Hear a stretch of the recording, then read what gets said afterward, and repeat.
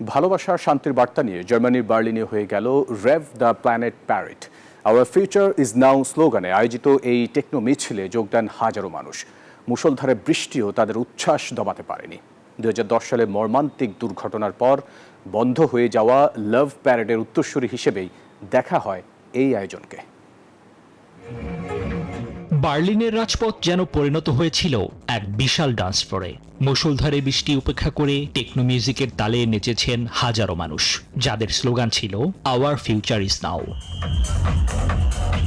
রোভ the planet নামের এই আয়োজনটি কেবল উৎসব নয়, বরং ভালোবাসা ও শান্তির দাবিতে একটি নিবন্ধিত সমাবেশ। এটিকে 2010 সালের ডুইসবার্গ ট্র্যাজেডির পর বন্ধ হওয়া বিখ্যাত লাভ প্যারেডের আধ্যাত্মিক উত্তরসূরি হিসেবে দেখা হয়।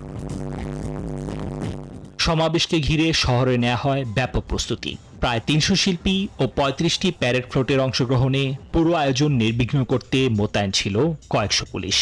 সাময়িকভাবে বন্ধ রাখা হয় গুরুত্বপূর্ণ সড়ক। নিবির আমিন, নিউজ 24।